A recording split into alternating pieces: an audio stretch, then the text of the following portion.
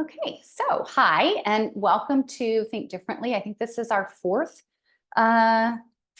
Think Differently event, which is both new and old. I've done like Facebook Lives over the years for many years, back when I used to have a Facebook group, and so I'm kind of bringing that back here in a live Zoom setting. I really love to not only just share bite-sized lessons and things from a mindset or a strategy perspective to help you run your business better. But I really love the participation. So those of you who are live, and even if you're on the replay, you can always reply back. Everybody who signed up will get an email whether you're live or not. So you'll get that email with the replay. All the replies there go straight to my inbox and nobody else can see that. So feel free to say, hey, Laura, this is what I learned. I'd love to hear you talk more about blah, blah, blah. Or I have a question about this. All of that, please feel free to give me that interaction. I will always write you back, but I will either manage that question or request either in my IG stories where I'm doing some Q&As on these topics, or in another Think Differently, or in some version somewhere, and I'll always respond to you specifically to give you my answers. And so just know that anytime you ask a question, you're helping me with market research, you're helping me figure out what my people are looking for, and you're paying it forward because all of you get to benefit from the questions that people have already asked that generated this topic for today, just to give you that perspective.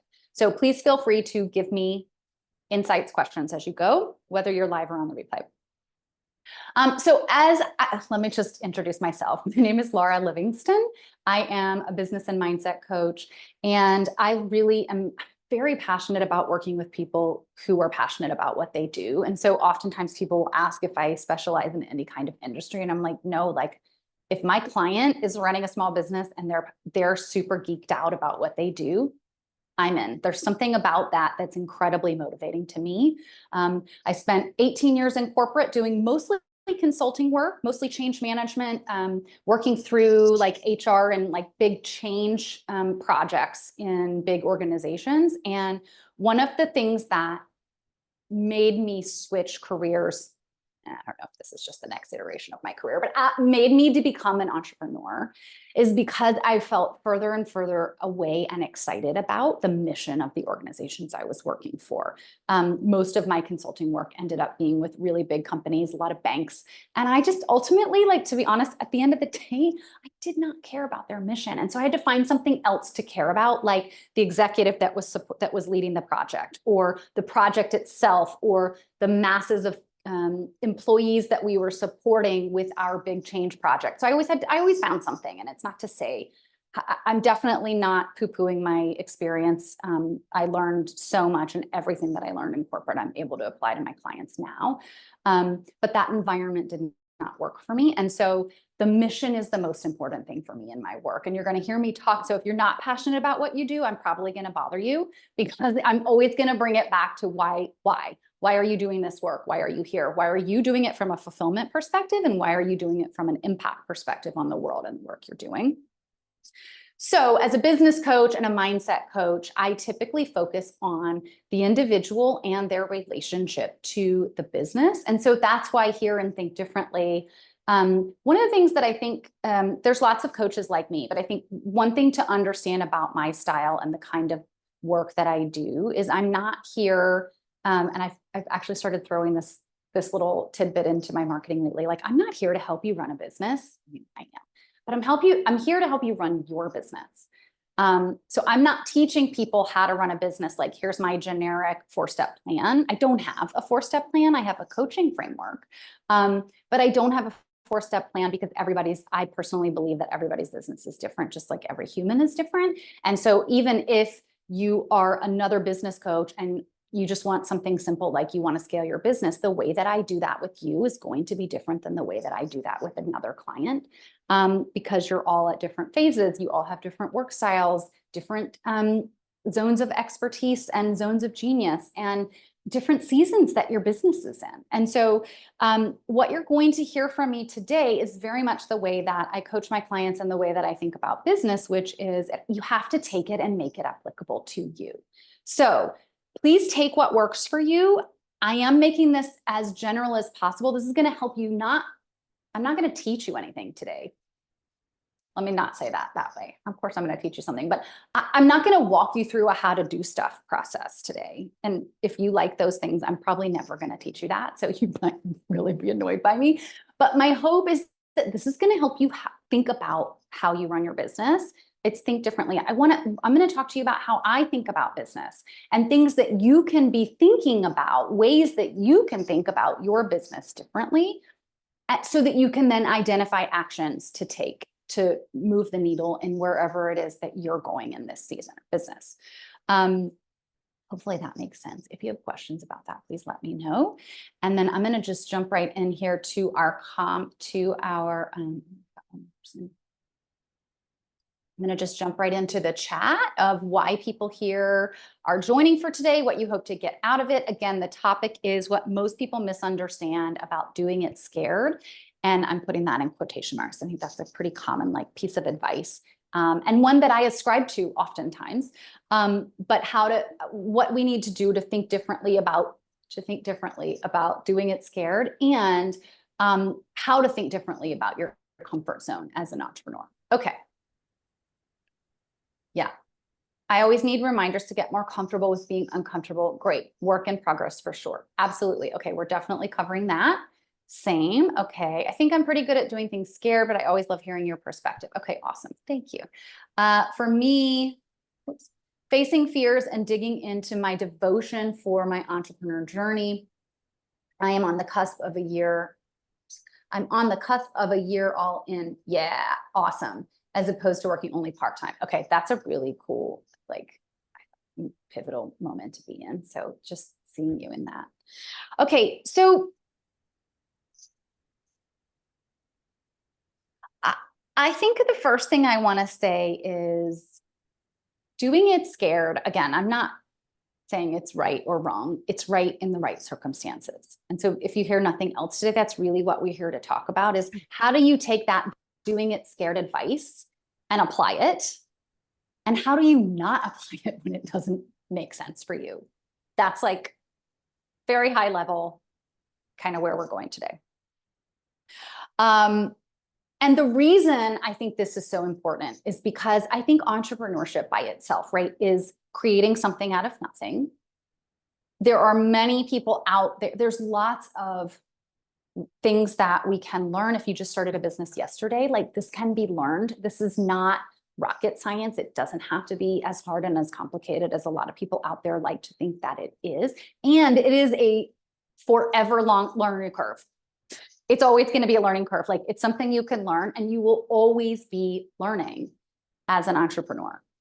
I don't know any entrepreneur at any level, whether they started, billion-dollar businesses or they have a solopreneur, working towards their first 100K per year. Everybody is ongoing learning. And so again, that's also what these sessions are here to hopefully help you keep learning. So whatever you need to learn, take that and run with it. Whatever you don't need to learn that I say today, leave it. It's for somebody else.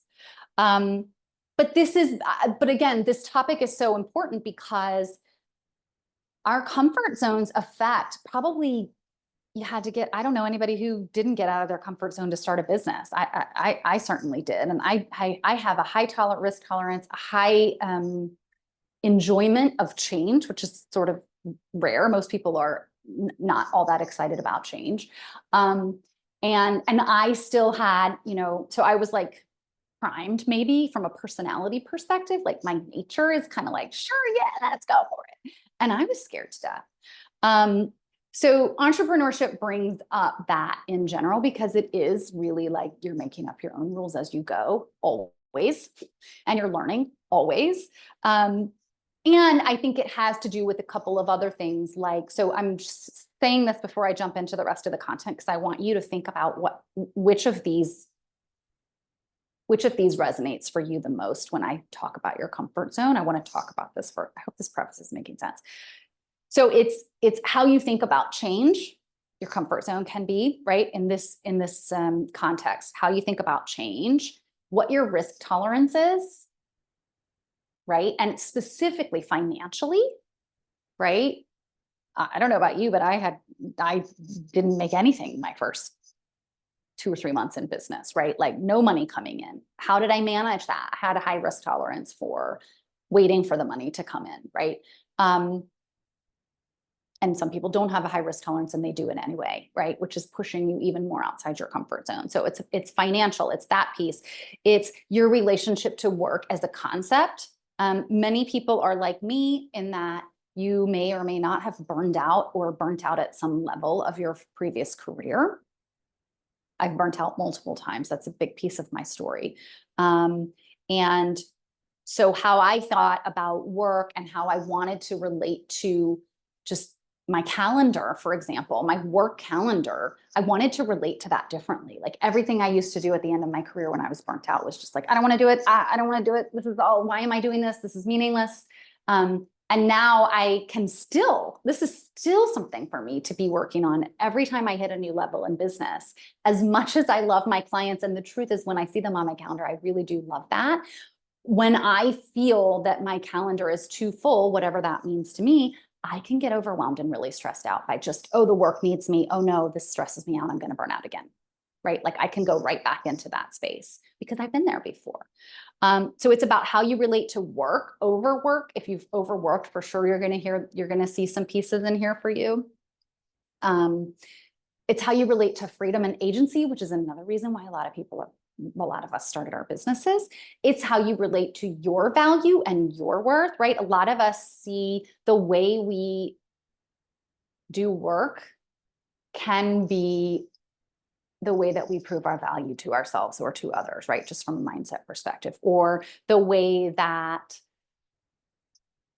we accomplish things, or the way that we operate at a certain pace might for some of us generate a sense of worthiness and value, right? Because that's what a lot of what our society has taught us. And that's not, I don't think that's wrong, by the way, like exactly, but we want to approach it in a healthy way. And then our values and our preferences. So if you're feeling aligned to the way that you're doing things in your comfort zone, then that can feel like exciting and something that can like really encourage you to grow and thrive and become the next version of yourself. Or based on your values and preferences, if you're like, oh my God, I just like accepted too many clients this month and I'm overwhelmed. That's against my values of having a life and a business and having a balance between those two. And so then you can sort of be pushed out of your comfort zone in a way that may or may not be serving you. Okay, so first thing I'm going to do is describe these two ends of the spectrum as I see it for today's topic. And let me just quickly check the chat to make sure. Okay. Yell at me if you have questions. Ooh. Okay. So a couple of thoughts here. I know that, again, I want to just quickly say, doing it scared is a really good thing. And so what I'm not suggesting today is that you don't do it scared, and I'm not suggesting that you do it scared. I'm suggesting that if you're going to take that advice, right, that they tell us to do, that you just do it because you're applying it to your life, your business, your current season, and your work style, and the work, your business model, all the details around your business, and that you can see that it makes sense for you. So I want to talk about this in terms of, to simplify, there's kind of two ends of the extreme in the way that I see how we relate to our comfort zone show up. So just to way oversimplify, this is like, I'm just oversimplifying for today's topic purposes. So some of us, and you're going to see yourself in one of these two extremes, and you may just be like, oh, I'm always one, I'm rarely the other. Or you may say like, oh yeah, when it comes to this, I'm this way. And when it comes to something else, I'm this way. So circumstance, different seasons in your life or business might send you into one extreme, or the other. Or you might notice yourself, I, for one, am a really great pendulum swinger. So like overworked in corporate, oh yeah. Started my business, I was like, I'm just going to take on 2 clients. Like, I don't know how I thought I was going to pay my bills, right? But like, I decided, I don't remember if it was 2, but like whatever my number was just literally didn't math because I was swinging the pendulum all the way to the other side. I was so scared of being overwhelmed and overworked again that I erred on the side of the complete other end of the spectrum when I started my business. And so you may be a pendulum swinger. You might find yourself going from one extreme to the other. I see this often with you might notice, and to be fair, some people work really well in what I'm about to say, and seasonally their businesses are set up to be seasonal. And so I don't want to make this wrong, but some people find themselves working really, really hard, launch season, onboarding clients, doing all these things. And then like, holy shit, I got to take the whole summer off because I'm exhausted. Right. And so we might swing. That's another example of like the pendulum swinging between the comfort zone piece and the hard work piece and the rest piece. So however you see yourself, see what comes up. You might be a pendulum swinger. You might be a pendulum swinger sometimes. You might find yourself in one or the other, depending on the season or the circumstance.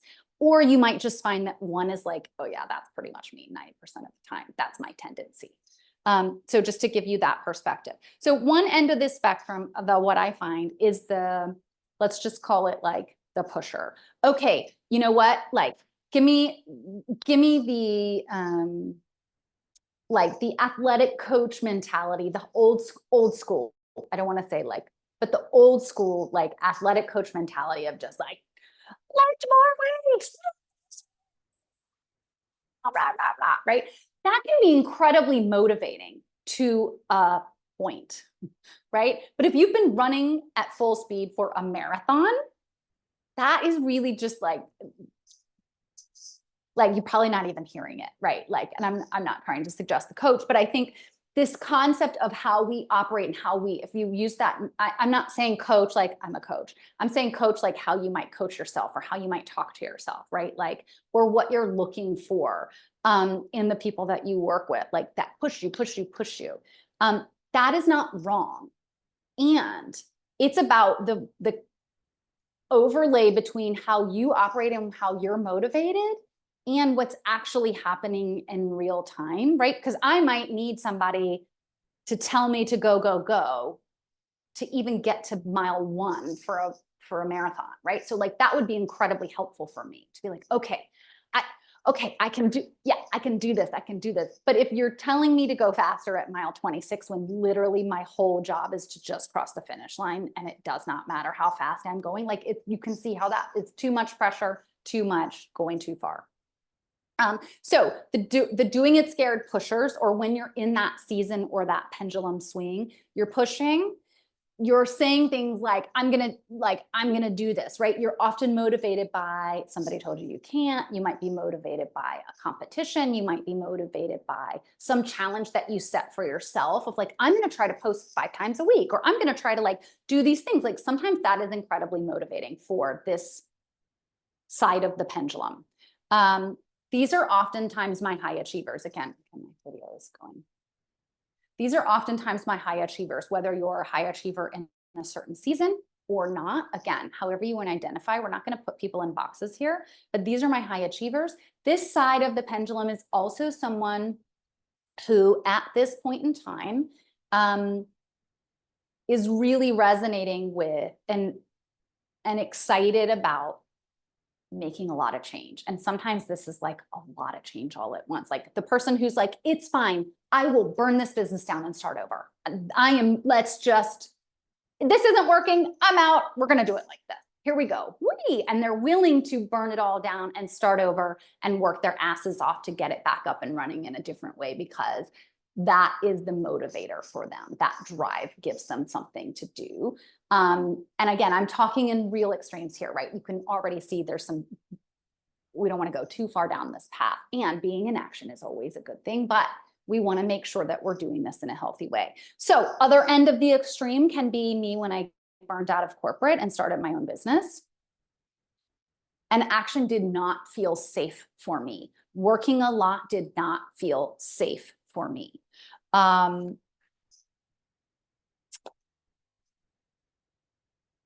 do I want to say this? Not making a lot of change. I had already made a lot of change. I was like, how can I, as a person who loves change, just like do really like whatever the bare minimum is, right? Like I was excited to run my business. And I don't mean to imply that I sat on my couch, because I did a lot in the beginning.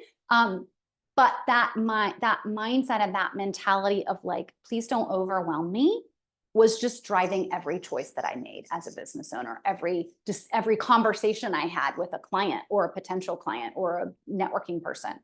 I often find that this other side of the pendulum is when we are saying to ourselves, like, I need more rest. Rest is more important. I never give myself any time and space, right? A lot of times it can come after a pendulum swing from the other side, right? Like, as I said, I'm just going to keep using myself as an example. I have several client examples, but I don't want to share too much from a privacy perspective. But right, I had done too much and I really needed to swing the pendulum the other way to sort of recover before finding a healthy medium, whatever that meant for me. And frankly, I'm always looking for a different healthy medium depending on my season in business. So most likely this side is looking for ways to get out of things, looking for ways to simplify, looking for ways to like, I'm going to have to like, procrastination is a good one over on this side, right? And more likely to err on the side of inaction, whereas the other side is more likely to err on the side of action. Okay, let me just check my notes and I'm going to check the comments to see if I'm making sense before we keep going. So does that make sense in terms of just the two very, very extreme ends? Okay, okay, thank you. I see one question here. This could explain my hesitation to take clients when I first started the business. I try to avoid being overwhelmed. Totally. And overwhelmed is different for different people, right? If I'm overwhelmed in over here in the me just burned out from corporate and really wanting to serve clients, frankly, and like wanting to have a business that made me money and that actually like let me do the action that I wanted to do,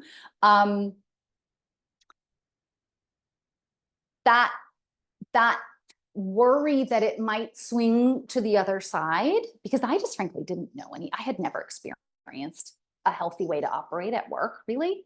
Some of that I blame on the organizations I worked for and cultures of our society, but a lot of that I also but like a lot of that was on me too, to not recognize and make changes. And I was not good at that back then. And so overwhelm is in the eye of the beholder, right? Like, I could be super overwhelmed by my worry of getting too much work if I'm over here on this end. And if I'm over here on this action end where I'm more likely to err on doing too many things because that feels safer to me, because then I feel like I'm going to be okay if I just keep taking action. The other side of that is from an overwhelm perspective, maybe I'm overwhelmed by all the things I have to do. And that mostly just drives me into action instead of like pulls me back to say, hold on, I need to like be efficient and streamline and prioritize and decide what really needs to get done. But the overwhelm on the action side too can be, I'm so overwhelmed by, let's just use basic entrepreneurial fears as an example. I'm so overwhelmed by wanting to make sure I have enough clients that the other side of any level of inaction feels scary to me, because I'm overwhelmed by what I think is going to be on the other side of that, which is no clients. Does that make sense? So overwhelm can be in the eye of the beholder. The truth is, we want a happy medium, whatever that means for your business and for yourself in this moment. But absolutely, it's overwhelm is a big piece of that. And so the other thing that I want to say here when we're thinking about these two continuums is, there's lots of ways this can play out, but two that I want to talk about today. One is, I already started talking about it. Does action feel safe or unsafe? That can just like simplify it right now. And like, you don't even need to like self-diagnose yourself any further, right? Like, does action feel safe or unsafe? Okay, great. Let's dive into why. And that can give you the information that you need to see, are you just speaking from a space of fear and overwhelm, or are you really like overworked and action doesn't feel safe because you're doing too much? And actually what you really do need to do is pull back and reassess, right? Like, I can be quote unquote overworked now, I took a break. So let's say 8 years out of corporate now. My perspective on what overworking is now is hilarious to 8 years ago me. Like 8 years ago, me would be like, oh, poor baby, you're overwhelmed for 1 week that you worked 40 hours. Like that's overwhelmed to me, right? The me now, because I have a healthier way of operating. And it doesn't mean that I can't work whole week. I mean, I used to work more than 40 hours. Like I'm joking because it's so funny to the old me, right? But the truth is we just have to find that happy medium. But I can still get overwhelmed in a week. I also just know that I know how to deal with the overwhelm and what the overwhelm means, and that I can generally just go, oh, okay, so I worked more this week. Okay, and I'm tired. Okay, that's really not a problem unless I'm doing it every week, right? Until it becomes that I'm swinging too far out of a healthy zone. So does action feel safe or unsafe, right? If action feels safe, here's a couple mindset things you might be thinking about. Okay, productivity is king, right? So I better get into action. And that action may or may not actually equal productivity and efficiency, by the way. But the feeling of action, like our brains tell us, like, we will be safe if we just keep moving, right? I'm scared of having a difficult conversation with the person that I had a sales call with, because I really need to like have a difficult conversation and see where that sales relationship is going. And I don't want to, so I'm just going to go over here and write a bunch of content, right? Not a bad idea to like write some content in an isolated space, right? But if we're looking at it from that perspective, we're just trying to run away from something by doing smart action and being productive. So productivity, right, can be a piece of that. And as I just said, it can be a distraction. It can be an avoidance of something else, right? We can avoid things by being like, oh my God, I'm tired and I'm not sure I feel so well, so I better take a nap, right? Like, let me just avoid the crap out of that and procrastinate. Or we can avoid by just doing a whole bunch of other stuff that's not the action that we really need to take right now. We already talked about this. Maybe your sense of worth is wrapped up in the way that you do work and how work gets done, and the sort of like from the outside looking at yourself and going, well, I'm working and I'm doing all these things. So like, I can just avoid the thing that I don't want to look at, right? Sorry, if that was avoidance. I'm doing all these things, and so that means I'm valuable, right? That's a big one for my high achievers. Big one for my perfectionists is like, yeah, but if I'm not doing all these things, where's my value, right? Okay, then we have some personal work to do underneath that so that your business isn't isn't feeding that for you, because it actually can't. It can't do it for you anyway.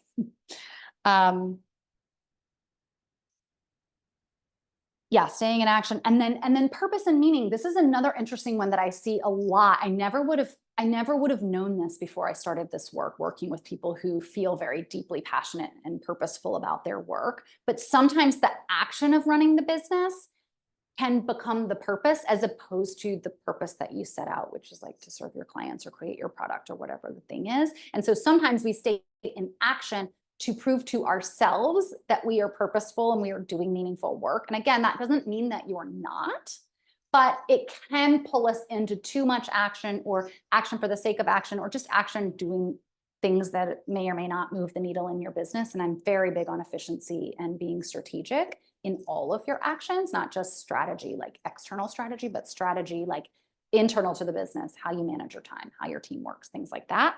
And that overaction piece, again, which is oftentimes, I'm just going to keep pushing myself out of my comfort zone. I can do more, right? A lot of times that can be wrapped up in your desire to be purposeful. And I think that's a really interesting sort of sneaky one that I've seen. And then if action feels unsafe to you, ways that may play out. We've already talked about a lot of these. They can just feel like everything is too much. Like 2 calls on your calendar one day can be like, oh my God, I can't, I have to cancel at least one, right? Like it's just something simple, quote unquote, can be just too much. Overwhelm, that perspective of overwhelm that we talked about, like overwhelms in the eye of the beholder. Whatever feels overwhelming to you is going to then drive your behavior. And in that case, it might drive you to not take action. If you're doing too much and you're exhausted, right? That exhaustion, it can lead to exhaustion, of course, or it can be a result of exhaustion. But it can also be back where I talked a little bit about this in my corporate days, where I felt like sometimes what I was doing, just I wasn't excited about the mission. And so if I wasn't careful, my dates felt purposeless sometimes. And I know they weren't, right? Like I actually knew that in the moment that they weren't. But those were the stories that would drive me to be like, I think I need a mental health day. Think I need a day off because I'm feeling purposeless and meaningless. Like the work that I'm doing is just, if something happened to me tomorrow, nobody would miss me, right? Like that doesn't feel good. And that can put somebody into inaction, right? I saw last year, especially some of my clients that were struggling with the longer sales cycles that have been shifting in our business, in our industry, can lead you to be like, well, what's the point? Like there's no reason to take action anymore because it just takes too long. And I don't want to, like, I'm just mad at this. And so what's the point? It's purposeless, right? And then of course, being out of alignment with your values, right? If action feels unsafe to you right now, and it might be a result of a pendulum swing because you were working a little bit too much for you, then it can make you feel the out of alignment. How do I want to say this? The inaction can make you feel like it puts you back into alignment with your values because you were out of alignment with your values when you were overworking. Does that make sense?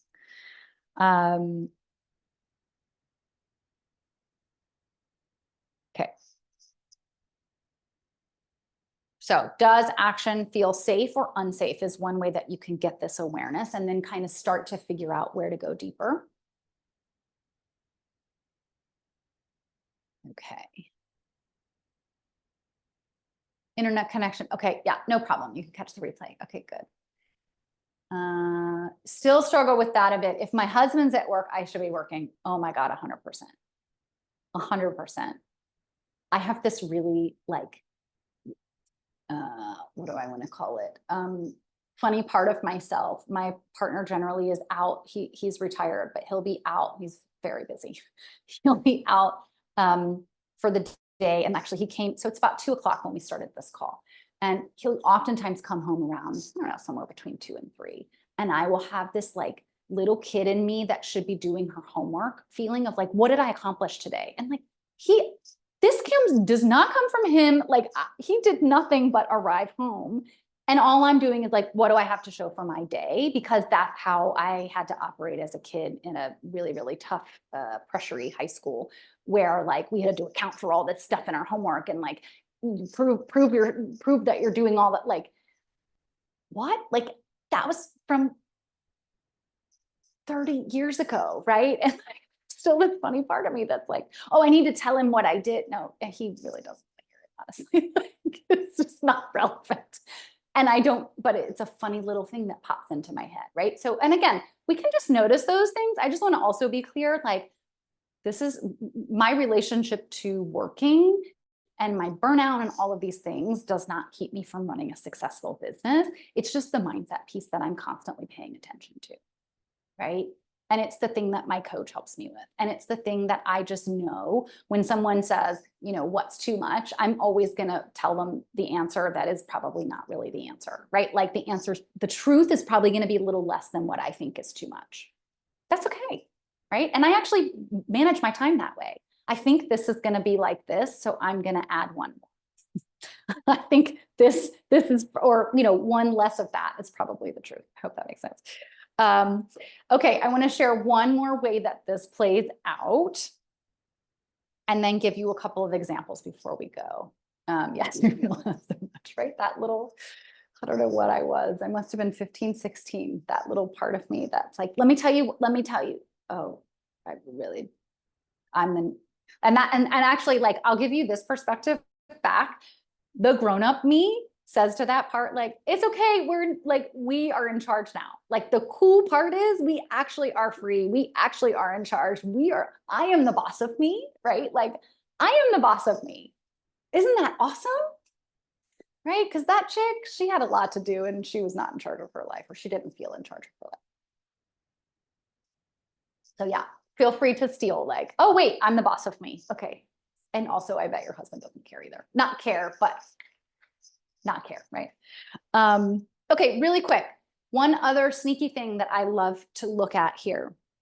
So is action feeling safe or unsafe? And then how I'm gonna like look at my comfort zone or look at how I'm managing things. The other thing I want to quickly say is the saboteur. Go look up I'm very big on like the archetype. I'm not big on all archetypes, but I love the saboteur archetype because I just see it as like the genius, like the mastery of your mindset is when you know how you self-sabotage, I think. And I just, as a human behavior nerd, that's just something I find interesting. So the saboteur in you will give you really, I'm putting this in quotation marks, like really, really, really good reasons why you need to do the thing. Or if you're on the inaction piece, like not do the thing. So if you find yourself coming up with all these really good reasons for why you need to do something that you also sort of know isn't serving you or is creating the overwhelm or is creating the stress or whatever, the saboteur is going to give you a really good reason why you need to, right? When I was talking about like, oh, I need to have a difficult conversation, or I need to put my new offer out on my sales page so that people will actually buy it, but I'm scared. So maybe, oh, I'm not 100% energy right now. I better go take a nap, right? Like saboteur is telling you, you know what, honey, you burned out. You need to take care of yourself. You better go take a nap, right? And in this moment, she's not right. She's not right. That was actually not what I need to do. I'm just scared. So obviously, if you're in the pushy sort of, let me just stay in too much action, the saboteur is going to tell you that you need to do more. You're not doing enough. You better get your shit together. You better get your ass in gear, right? Or another good one I see with my high achievers and my clients that have team members is they then for some reason think they have to not just do more, like the business needs to do more, but like I have to do more, which means I don't get to delegate it. Right. And that's where we'll like hold stuff, or we'll think we need to like parse it out and teach a team member how to do something when like if we just give them something and say, can you figure this out and ask me questions? Then you can let it go. But that part of you that's like, well, we have to do more and it has to be this way, one means that you then also put more on you, not just the business. Oh, burning it all to the ground. That's my other favorite one, right? I love it when a client brings me that because sometimes they're not wrong, but we don't have to 9 times out of 10 burn it to the ground in order to have the change that we want. And then for my people who swing, or in the moments that you're swinging to the inaction, like it'll keep you playing small. It's going to tell you everything is too much. It's going to tell you you don't have what it takes. It's going to tell you, I already talked about like, oh, you burned out. So like maybe you should just rest, right? Maybe you should build a day off in your schedule. One more day off, right? Like I am always like, oh, I need a day off. That's my first thought when I get overwhelmed. And actually, I probably just need to make some better decisions and change the way that I'm structuring the work that's on my plate.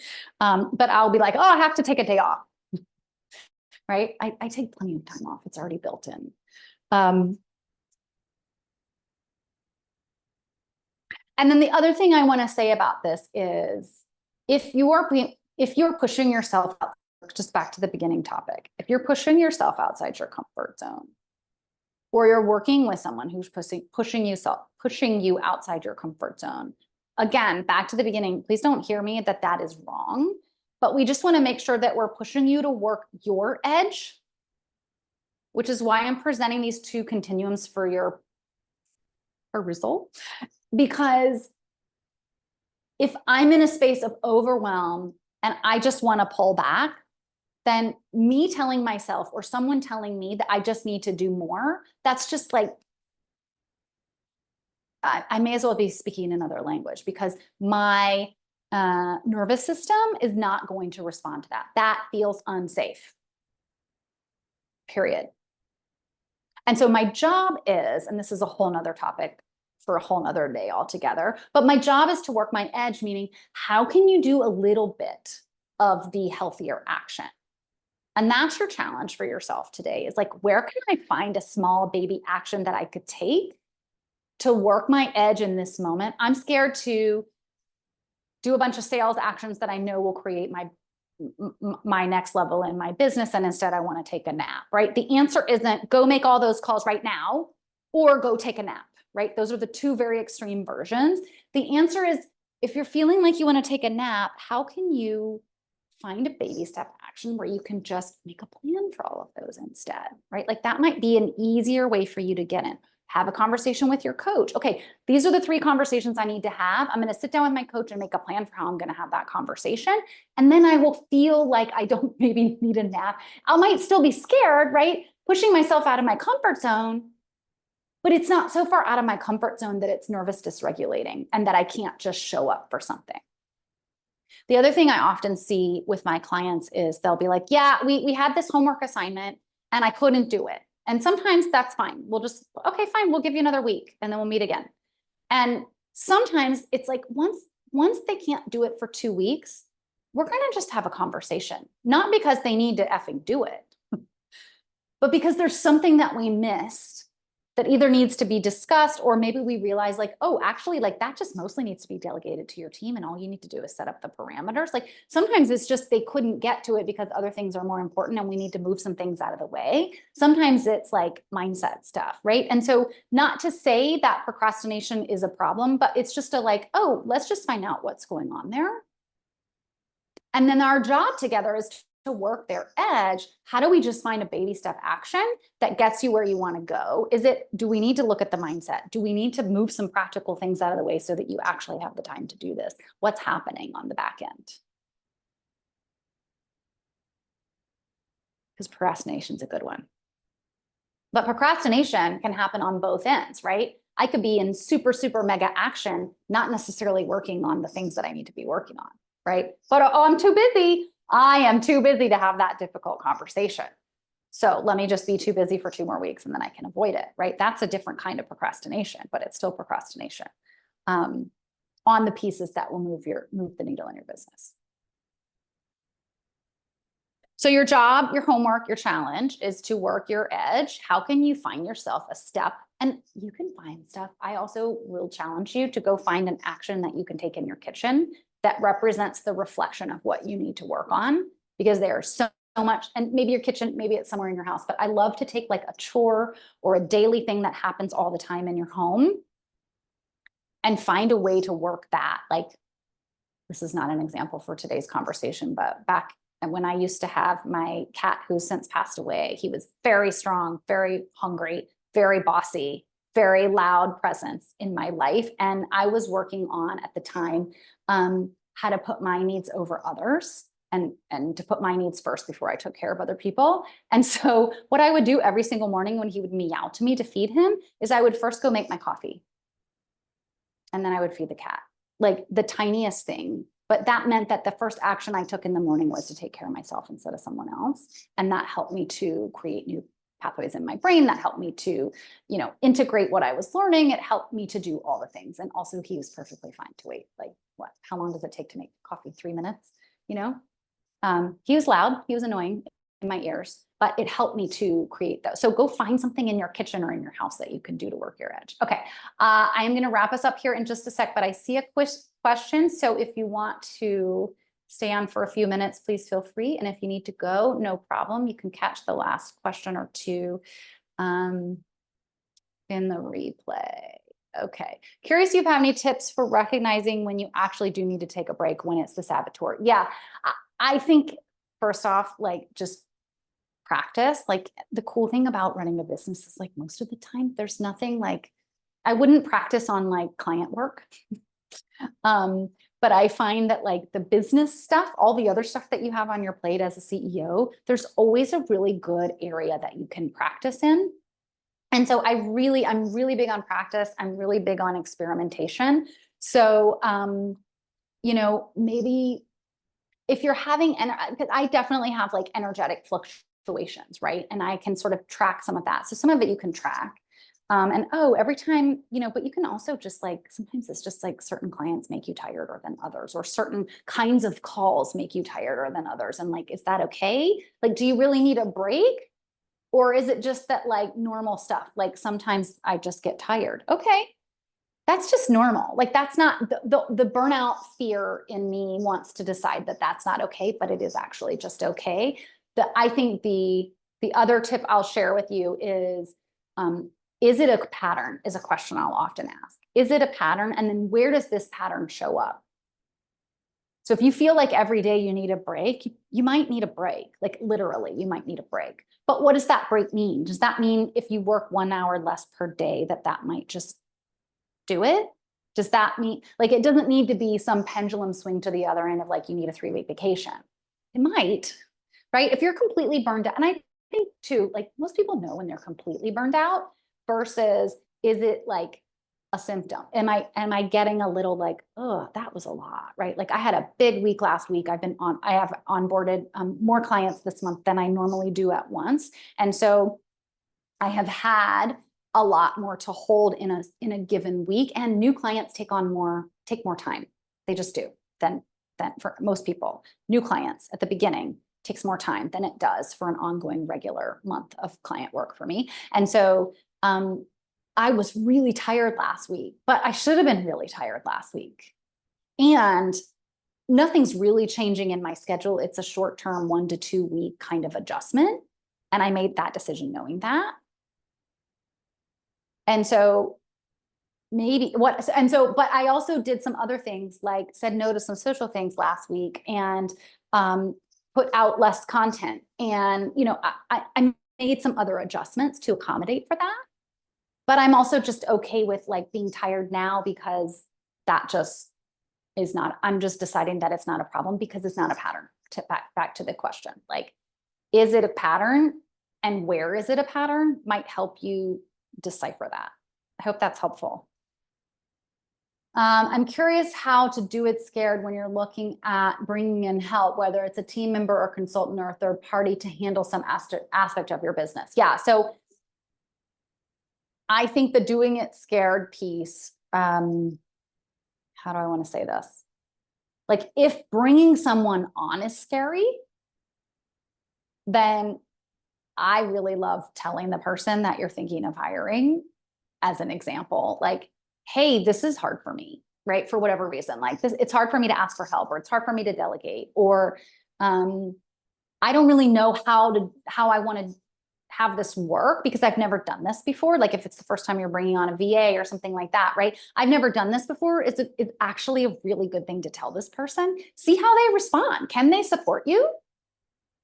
Right? Does that make them nervous? Okay, maybe you're not the right match. That's okay. But like, I think being honest with the person and saying like, I'm scared to do this can be a really interesting conversation to see if you can support each other. Or maybe the question was being asked, how do I do it scared while like I'm doing something that I'm scared to do and it incorporates bringing someone else on. I think it also might be helpful to let them know, hey, I'm doing something I've never done before, but I'm really excited. Are you in? Right? Like, especially if it's like a VA or a third party or somebody to help you handle a certain aspect of the business. I'm just reading your words here. To say like, and then I think the other piece from a hiring perspective is like, who needs to drive it? Like, depending on what you're doing, do you need to drive it? And in which case you need to know that your partner coming in knows that you've never done this before, but this is a trial run and you're not experimenting, but like that you're figuring it out as you go. Somebody who's okay with that would be a really important skill for them to have, and an important conversation for you to have, an expectation to set. Whereas if it's something that you really don't need to know, and maybe the reason that you're bringing them on is because they have the expertise, then you want to make sure that in your hiring process that you're asking them questions to make sure that you're getting the right person. Because if you aren't experienced in this thing, let's say you're doing like running ads or something, and you're not experienced, then you need to find out what their experience is and ask the right questions to make sure that you can trust them to basically own that piece. Of course, you're the business owner and you're going to be driving the overall vision. So I don't know how you meant that question, but I just answered it in 2 different ways because this is sort of where my brain went around that. And I hope that that's helpful. Okay. Any other questions? And I'm just going to quickly check my notes to see. Yeah, mostly other things I had were just some additional examples. in case we didn't have conversation. But you guys always bring such good conversation. You're welcome. Thanks. This was fab. Oh, yeah, I'm so glad. And let me know. So what I would love from you is I'm going to send out, as I said, I'm sending out an email for those of you who are here live with the replay. So you may not want the replay, and that's great. But send me a message, like ponder for a day or two or an hour or two. Send me a message and let me know what your biggest insight was, what questions you have, if any, or anything else this sparks for you. And that will help me to generate the next topics. Okay, thanks everybody. This was so fun. Thanks so much. See you next week. And I can't remember next week's topic, but there will be a topic next week. And I'll see you then.